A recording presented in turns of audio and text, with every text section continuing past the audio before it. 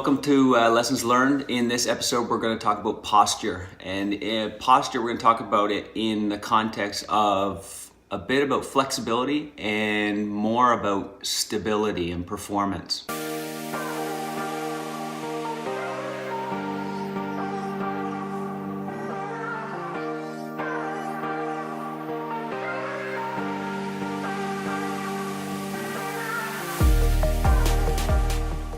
In our last episode of Lessons Learned, we talked about blade awareness. And blade awareness relies heavily on your forward lean.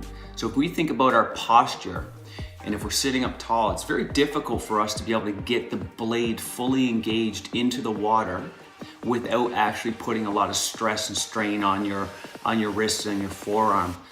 So when we think about posture, most people think about three different phases of posture. So we have an active forward lean where our head is over top of our lap when we're in our sea kayak. We have our neutral trim, which would be us sitting straight up and down. And then we have lots of different variations of sort of leaning back or being in that back seat. So if we look at that concept, we think about most incidents. Any challenges to your stability when you're in sea kayak normally happen when you're in a backwards orientation. So you're in the back seat, you've kind of come out of your forward active lean, you've come up, and then you're maybe leaning backwards and allowing the balance point to change in your sea kayak. When we start thinking about trim when it comes to posture, let's think about trying to keep ourselves in a somewhat of a neutral position or somewhat forward active lean most of the time. Now forward paddling, we want to be sitting up nice and tall, like someone's pulling a string up on our head and trying to sit us up nice and tall. It increases oxygen flow in our lungs, our diaphragm can do its job. It allows you to kind of just be able to tap into the whole part of your body. But when we're thinking about surfing, we're thinking about tide race paddling, we think about rock gardening, we think about any of these positions, there's always a concept of forward lean. And when we think about forward lean, we want to think about being active and stable. If you're having trouble with forward lean, you got to start looking at what's going on underneath the spray deck. And normally it's a limitation in your flexibility.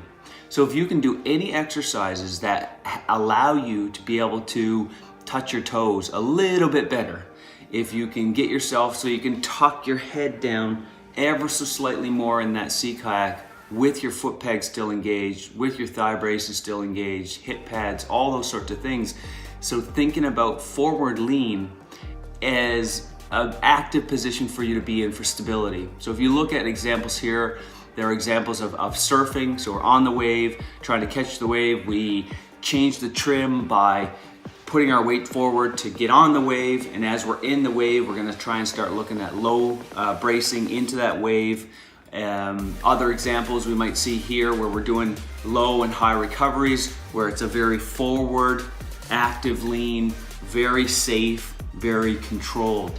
Any tide race paddling that you do, we're always trying to stay in that forward position. We're more engaged, we're more stable, we have more options. So if you're practicing your rolling, I challenge you to try and work on your forward finishing roll. There's a lot that we can talk about when it comes to trim and a lot that we can talk about when it comes to posture. So think about your flexibility, think about the limitations of your own body, try and find exercises and activities that will increase your flexibility, because that will then in turn increase your performance, because you will be able to change your posture more actively in dynamic environments. My name's Chris Lockyer, and we'll see you on the water.